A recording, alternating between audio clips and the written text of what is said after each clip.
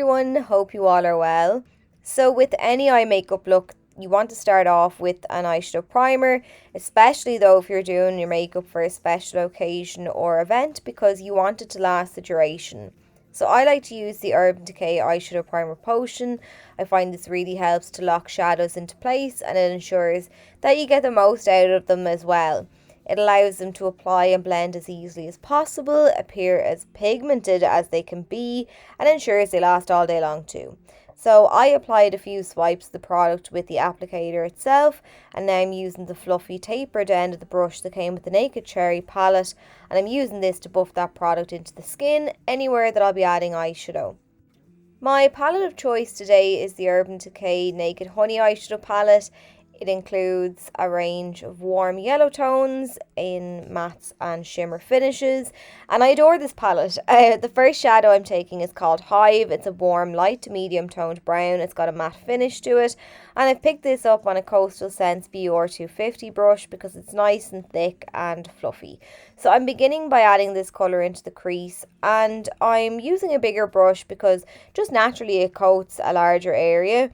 I'm using a mix of circular and windshield wiper motions to blend this from the outer portion of the eye right into the inner, and I like to raise it up a little higher and repeat the process. So the less product I have on my brush, the higher I'll raise it, and I'll do this until the shadow fades out to nothing, the closer to the brow bone that I get. And then when it comes to the outer edge of the eye, I do like to flick my brush upwards and outwards at an angle using the tail of my brow as a guide. And once you apply your shadow like this on the outer edge of the eye, it does give it a really nice lift.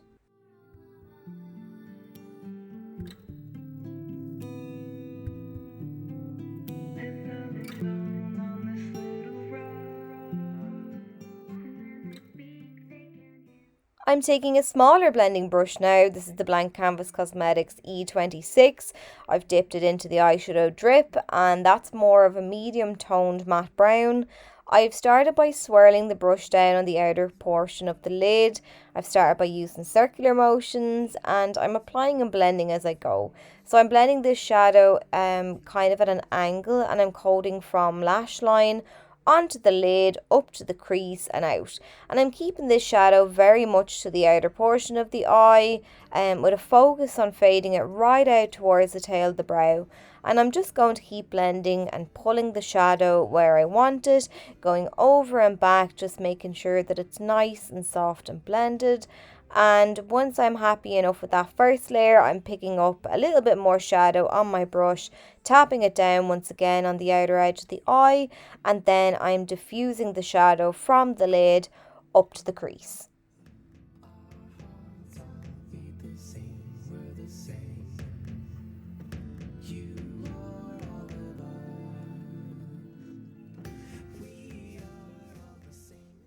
The next shadow I'm taking is called Sting, and it's a dark brown. It's got a matte finish to it as well, and I've just started by sculpting the eye with all matte shades. I'll add a pop in a little while to the lid, but for now I've taken a shadow liner brush from Smashbox. I'm using this shadow initially like a liner, and I'm creating a sort of wing shape on the outer portion of the eye. Once I've pulled that shadow out in the direction of the brow, and then pulling the shadow back in on itself and blending it across the eye. So using that initial line like a guide, and I'm feathering the shadow inwards. So I like to blend as much as I can with that Smashbox brush, but I can only, I suppose, do so much. So I'm going back in with the E26 with no product left on it, and I'm running this over the edges just to merge the shadow together a little bit more seamlessly, I suppose. The next shadow is one of the Urban Decay Moon Dust shadows. This is in the shade Space Cowboy. I'm sure you've all heard of this by now. It went viral on TikTok a while ago. It's a really beautiful shade that just helps to amp up any kind of a makeup look with absolutely no effort at all. So you know me and my light layers, it's no different here with that bit of sparkle. So I'm tapping down a small amount first onto the lid with a flat shader brush from Blank Canvas. I've then added a spritz from of the All Nighter setting spray, and I'm applying the shadow again to the lid. I always like to layer up the shades wet and dry, but it really is beautiful. I just don't think it does it justice on camera here, but it's so sparkly. It gives an almost wet look to the eyes, and you can literally apply it on its own and it still looks great. But what I'm doing now is I'm going back in with my shader brush, my shadow liner brush from Smashbox. I'm reapplying a little bit of that brown shade, just because I lost some of the intensity of it with applying the moon dust shadow. But now what I've done to the top, I'm doing to the bottom. So I'm running back in with the shades in the same order, applying them down along the lower lash line. I applied the first shade all the way down along the lower lash line right into the inner corner, and then I'm adding the next brown over the top of that, really using the smudger brush to fade it out. And then I'm taking the darkest brown, the Sting shade, just about halfway almost across the bottom of the eye. Then I'm going to use a pencil from KVD Beauty. This is just a cake liner. It's in the shade brown.